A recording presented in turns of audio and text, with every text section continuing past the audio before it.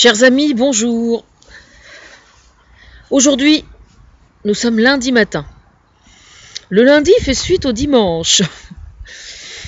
Je suis de bonne humeur parce que j'ai bien travaillé ce matin déjà sur le conflit israélo-palestinien et Vladimir Poutine. Oui, on commence, on commence bien là. Enfin bref. Alors, la récréation un petit peu. Alors, récréation, c'est quoi? Récréation, c'est parler du dimanche après-midi devant la télévision, hier par exemple.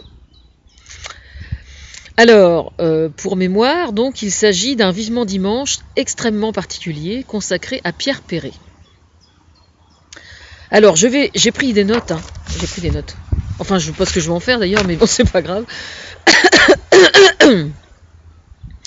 Bon alors, il faut que je vous explique la relation que j'ai avec Pierre Perret en particulier.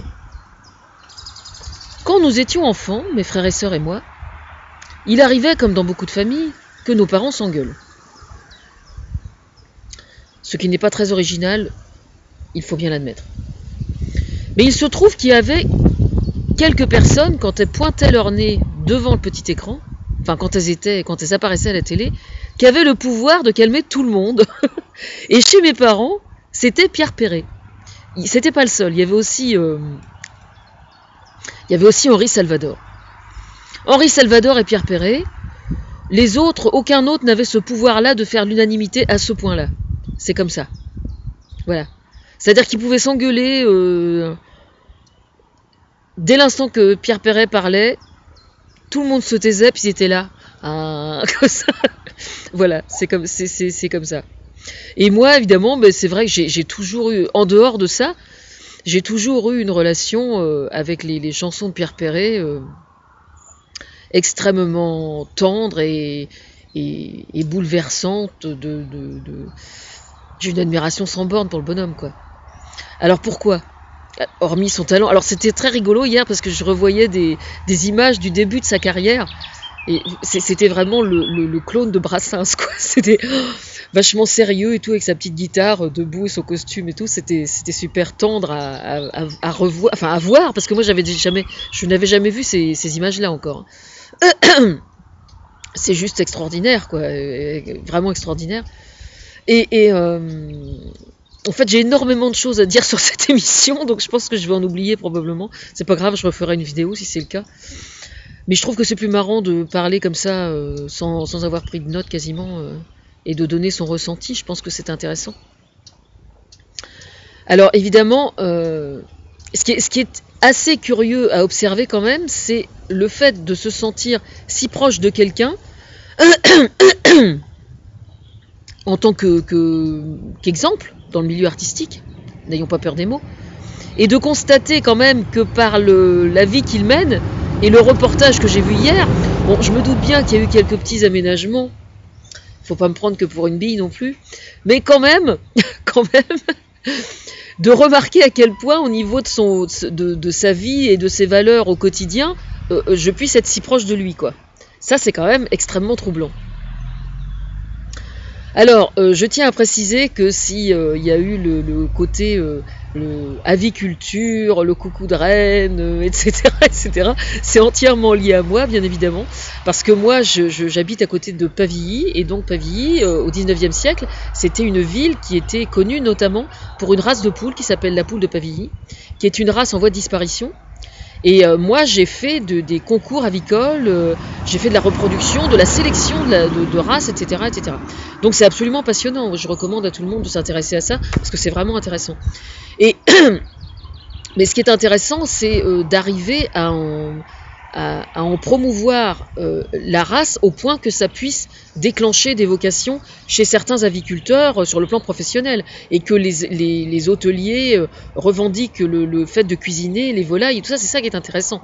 Alors on est en train d'y arriver, c'est-à-dire que cette année au salon d'agriculture, on m'a chargé, parce qu'évidemment dès l'instant que je cautionne quelque chose ça marche, donc évidemment tout le monde est tenté de venir me solliciter, et donc au salon d'agriculture cette année, il y a eu, d'ailleurs j'ai fait une vidéo sur le sujet, que vous pouvez retrouver, qui fait la promotion de la filière avicole normande.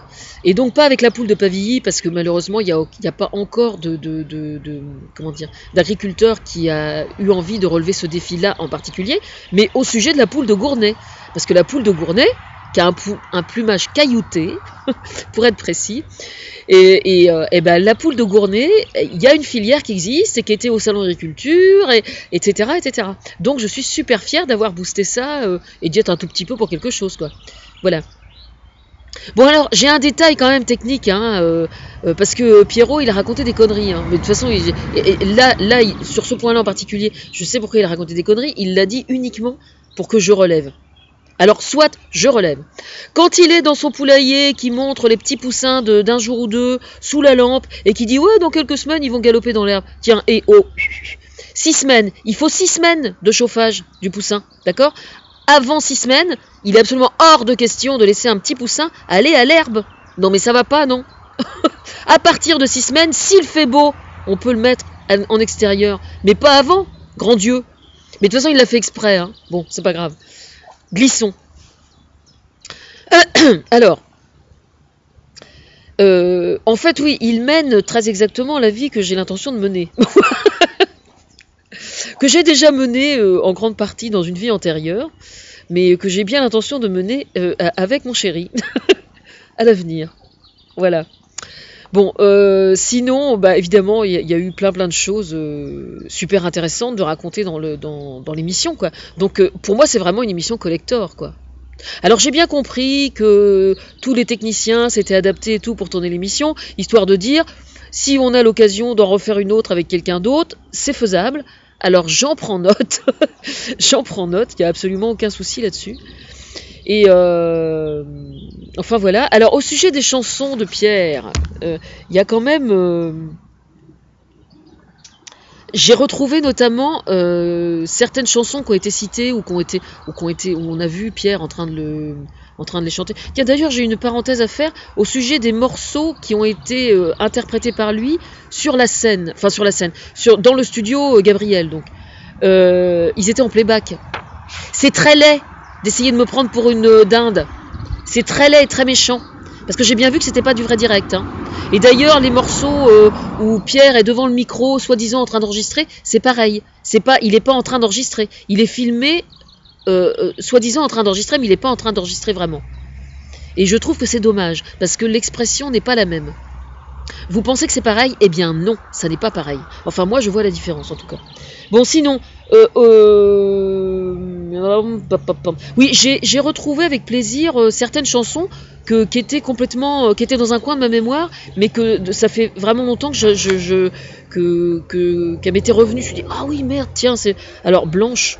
Évidemment, moi qui suis une ancienne traumatisée sexuelle, une chanson comme Blanche, bien sûr, c'est une pure merveille, et j'ai toujours adoré cette chanson, mais c'est vrai que je l'avais un peu oubliée, je reconnais. Estelle, j'adore aussi, moi, pour mon petit loup, bien sûr. Oui, j'ai bien entendu le clin d'œil à Albert Algou. Je vais y revenir avec les bulles que j'ai vues dans 13h15 hier matin. Alors oui, notamment dans les invités, il y avait Albert Algou, non pas Albert Algou, Stéphane de Groot. Alors Stéphane de Groot, j'ai une relation très particulière avec lui parce que il m'a pas attendu pour avoir du talent. Ah ça, il m'a pas attendu, c'est clair. Mais je suis très fière de l'avoir plus que promu ces derniers temps parce que je pense que c'est quelqu'un qui mérite bien plus que ce qu'il a. Enfin, visiblement, le fait que je l'ai repéré a bien fonctionné parce qu'il y a des cinéastes qui lui ont proposé des trucs vachement bien. Donc, c'est super, je suis super content. Alors, c'est quoi ce bordel? Pour vous dire, étant donné que j'ai très peu de pognon pour vivre chaque semaine, il y a quelques semaines, je dis à Thomas, je dis putain, j'étais à Cultura, j'ai voulu acheter le bouquin de Stéphane de Groot, j'ai même pas pu parce que j'avais pas un radis. Alors, vous voyez, pour vous dire. Pour vous dire. Bon, sinon, oui, par exemple, je connaissais pas la chanson Vers de colère. Bon, la femme grillagée, bien sûr. Sur les femmes battues, la bête est revenue, bien sûr, j'ai vu tout ça. Mais Vers de colère, je connaissais pas du tout. Donc c'est très intéressant. Moi, en fait, une des raisons c'est vrai que d'une certaine façon, Pierre Perret, il ressemble beaucoup à mon père. Euh, et la raison pour laquelle il ressemble beaucoup à mon père, c'est au niveau du courage. Je dis bien du courage. Parce que euh, faire des chansons sur des thèmes extrêmement tabous, eh ben, excusez-moi, mais oui, il faut avoir les couilles. Sur votre respect. Il faut vraiment avoir les... Alors, oui, il faut quand même que je vous raconte un truc, parce que ça, c'est... Je peux pas passer à côté de ça, c'est pas possible. Bon, j'ai adoré tout ce qui a été raconté sur la chanson Le Zizi. J'étais absolument morte de rire. Alors, au sujet de cette chanson, il faut que je vous raconte quelque chose. Quand j'étais, au moment où cette chanson est sortie, j'étais donc adolescente, je crois, et j'avais ma marraine qui s'appelle Colette, qui est malheureusement décédée quelques années après, parce qu'elle a eu un cancer, et voilà. Mais c'est une femme qui n'était pas heureuse du tout. Mais par contre, quand elle venait chez mes parents, c'était pour elle une véritable récréation, quoi. Et alors, quand cette chanson est sortie, c'est incroyable bien que ça lui a fait. Elle arrêtait pas de la chanter, du matin au soir, et elle rigolait, mais elle rigolait. C'était, pour moi, c'était bouleversant de voir qu'une chanson puisse la rendre aussi heureuse. Vraiment, c'était le col roulé. Alors en plus, son mari qui était chauffeur routier, le col roulé du Zizi Pierre Perret. Je crois que ma vie entière, je m'en souviendrai, quoi. C'était juste extraordinaire. Bon alors, puis il y a eu une chanson qui a été oubliée, mais là encore, je suppose volontairement, parce que pour moi, c'est une des chansons les plus extraordinaires que Pierre Perret n'ait jamais écrit, qui s'appelle, si je ne m'abuse, Celui d'Alice. Celui d'Alice, c'est une chanson sur le sexe de la femme. Et je me souviens très bien, quand cette chanson est sortie, c'était donc dans ma vie antérieure, elle est pas enfin, elle a quoi? Elle doit avoir donc 25 ans, cette chanson, à peu près, quelque chose comme ça. Eh bien, j'avais des neveux et nièces qui étaient adolescents. Non, 3 neveux qui étaient adolescents. Et j'avais des conversations avec eux que visiblement ses parents n'avaient pas avec eux alors qu'ils auraient dû. Et donc je leur avais dit, écoutez cette chanson, écoutez-la bien, faites-y très attention. C'est une chanson qui vous apprendra à respecter les femmes et à avoir une image des femmes tout à fait merveilleuse et extraordinaire. Voilà. Donc c'est une chanson que je recommande pour faire l'éducation sexuelle des jeunes hommes. Voilà. Alors, je signale que je m'en vais manger chez ma maman, là, tout de suite, là, après cette vidéo. Enfin, au moment où vous allez la voir, j'aurai fini de manger, je serai revenu, mais bon, au moment où je la tourne, et je viens de lui dire, au téléphone, je lui dis, tu sais, j'ai cuisiné des petits légumes hier soir. Je lui dis, si tu veux, je viens manger avec toi, et puis je te les apporte.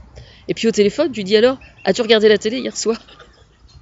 Et elle s'est mise à rigoler, elle me dit oui, j'ai regardé. Je dis est-ce que t'as aimé? Oui, oh là là, oui. Bon alors tu viens. Enfin, elle essaie d'esquiver, mais bon, apparemment ça lui a plu quand même. Hein. Puis quand même, elle m'a dit un truc super marrant. Elle m'a dit mais dis donc, ça manquait singulièrement de femmes. Hein.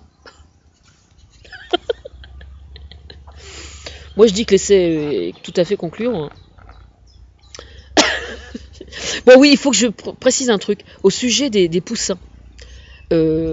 Au moment où Baffy entre avec la petite corbeille et les 3 poussins de 3 couleurs différentes. Alors ça, c'est entièrement lié à moi, je vais vous expliquer pourquoi. Il y a quelques années, évidemment, moi comme j'étais complètement fanat d'aviculture, donc de reproduction des volailles, des poules et tout ça, je rêvais, mes filles, ça les a jamais intéressées plus que ça, quoi. Comme le jardin, elles aimaient bien, hein. Quand je disais, ah, t'as vu, il y a une poule qui a éclos et tout, elles venaient voir, puis bon, c'était tout, quoi. Mais elles ont jamais eu envie d'élever des volailles. Bon, c'est leur choix, moi je respecte. Et puis, le hasard a fait qu'il y a un adolescent dans le coin de mes parents, là, qui mettait à couver des petits poussins, qui mettait à couver des œufs. Et puis je lui avais filé donc des œufs de poule de Pavilly, parce que la poule de Pavilly est entièrement noire, et les œufs sont entièrement blancs, mais blancs immaculés, vraiment. Et donc je lui avais donné des œufs de Pavilly. J'avais noté la date où je lui avais donné et tout, et puis donc au bout de 21 jours, je le revois accidentellement, puis je dis alors, ton incubateur, ça a donné quoi? Je venais aux nouvelles, quoi. Il me regarde dépité, puis il me dit j'en ai un qui a éclos, et il me dit il est tout noir, encore un bougnoul qui me dit. Oui, vous avez bien entendu. J'étais complètement dépitée, quoi. Alors, j'en discute avec une de mes filles, je sais pas, le soir même, ou je sais plus exactement. Puis Charlotte, elle me regarde, puis elle me dit, bah ouais, mais elle me dit, tu t'attendais à quoi, quoi. Voilà, quoi. Alors voilà pourquoi, dans la petite corbeille, il y avait des poussins de couleur, puis ils disaient Omar et Fred, etc., etc. Voilà pourquoi. Ça vient de là. Ça vient de cette anecdote-là. Effectivement. Mais alors aussi, côté aviculture, je précise que j'ai commencé à travailler. J'ai commencé à travailler très très bien, même, le sujet. Alors en fait j'avais déjà commencé une fois, mais comme c'était stocké sur mon ordinateur et que mon ordinateur a été volé, eh bien je me suis complètement découragée, j'ai tout laissé tomber parce qu'évidemment, mais ça remonte à des mois et des mois, il y a peut-être un an, je sais plus. Et puis là j'ai recommencé à tout réécrire, donc sur mon ordinateur encore, mais et c'est vrai qu'il faut que je mette sur le nuage, hein, parce qu'autrement je vais me faire couillonner encore. On n'est jamais à l'abri d'un bug ou je ne sais quoi, et donc il faut absolument que je mette sur SkyDrive ou sur le nuage d'Orange. Voilà. Bon, sinon, ça ouvre plein de perspectives, effectivement, cette émission. Je suis extrêmement contente, moi, de cette émission. J'ai trouvé ça absolument passionnant. Voilà. Alors, ce qui est intéressant au niveau de l'émission, le fait qu'il y ait de la cuisine mélangée à l'émission, c'est bien. Et je pense que c'est mieux que la formule de C'est à vous, où la cuisine est mélangée à l'émission, mais on discute autour de la table. Parce que discuter autour de la table en même temps que manger, moi personnellement, je pense que ça le fait pas. Ça va pas. Ça part d'une bonne intention, hein, mais je trouve que ça va pas. Moi, je peux pas être en train de discuter, par exemple, de faire attention à ce que je vais dire, sans dire trop de conneries, par exemple, ce qui déjà est un exploit, et manger en même temps, quoi. Et ça va pas. Alors que là, justement, la conversation avait lieu avant, pendant que le cuistot bossait, et puis la discussion se faisait pendant que lui travaillait. Et du coup, c'est pas du tout la même chose. Entre discuter à bâton rompu autour d'une tasse de café ou d'un thé, et puis discuter à bâton rompu autour d'une table mise, c'est pas du tout la même chose. Voilà. Alors sinon, les morilles, oui, c'est pas un hasard non plus. Les morilles pour le poulet, c'est pas... Alors la crème fraîche pour la Normandie, évidemment. Les morilles, c'est parce qu'un après-midi, bon, c'est vrai que j'ai pas eu une enfance spécialement rigolote par bien des aspects, mais quand même, il arrivait, avec mon père notamment, quelquefois, qu'on s'échappe tous les deux. On parlait jamais, on parlait pas du tout, mais on passait de bons moments quelquefois. Des après-midi entiers à faire des trucs qu'aucune petite fille ne fait avec son papa, comme traîner en bord de Seine pour ramasser des cailloux avec des trous. ou se balader sur une décharge, récupérer des trucs, ou chercher des pierres taillées, Et donc un après-midi, il m'avait embarqué pour aller chasser la morille au lasso. Le gros avantage quand on chasse la morille au lasso, c'est qu'en fait, elle risque pas de se sauver, quoi. Et donc je me souviens d'un après-midi, il pleuvait à verse, dans un bois tout près, là, à Fréquienne, et on avait trouvé une morille. Voilà, c'est tout. J'avais goûté pour la première fois de ma vie une morille et je n'en ai plus jamais remangé depuis. À bon entendeur. Et ma petite croix, elle est où ma petite croix? Ma petite croix, elle est là.